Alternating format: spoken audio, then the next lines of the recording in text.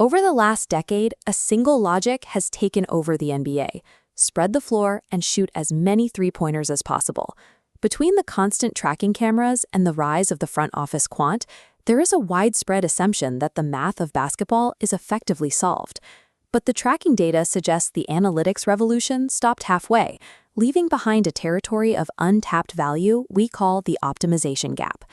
By focusing on where players stand rather than how they are targeted, the smartest teams in the league are ignoring a scoring method that outperforms the three-pointer. Consider the post-up. Over the last decade, teams abandoned back-to-the-basket plays, and total volume collapsed by 66%. This chart compares the efficiency of every half-court action type. Despite the drop in usage, the data shows post-ups have become the single most efficient way to score in the half-court. Then, of course, there is the isolation play. Hunting a defensive switch to let a star attack one-on-one became the league's standard weapon during the prime of James Harden. But unless you have an all-time elite scorer, the math on isolation is often worse than a random set play. The Dallas Mavericks, for example, scored a dismal 0.54 points per possession on isos during the 2024 finals. This discrepancy between what teams believe works and what the tracking data actually shows provides a blueprint for a completely different kind of offense. The first step in this blueprint is forcing the defense into a disadvantageous switch. Usually, an offense wants a switch to get a slow defender onto a fast guard, but they almost always use that advantage to stop moving and play one-on-one. Defenses use scram switching, where two defenders swap assignments off-ball to hide their weakest link before the attack starts. By the time the handler moves, the advantage is gone. Attacking a mismatch one-on-one is often less efficient than never forcing the switch.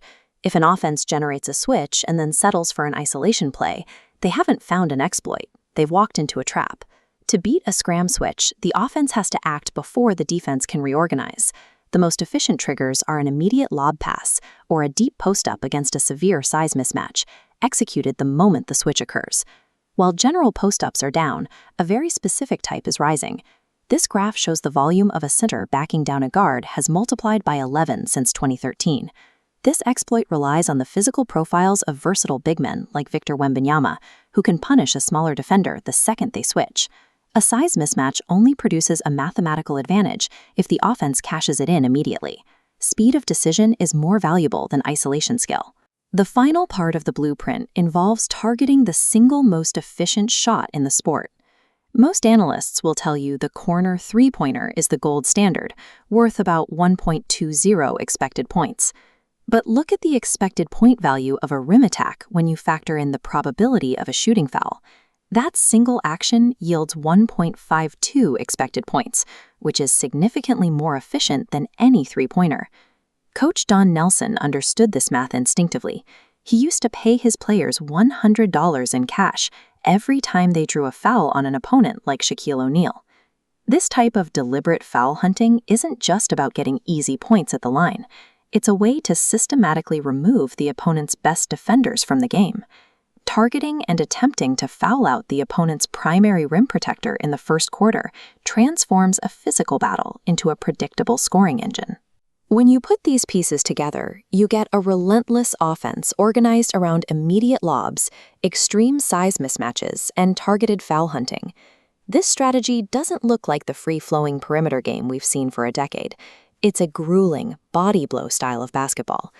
Teams that continue to rely only on the first wave of the analytics revolution are leaving a significant amount of championship value on the table. If this defender-hunting offense represents the next evolution of the sport, which current roster is best positioned to execute it?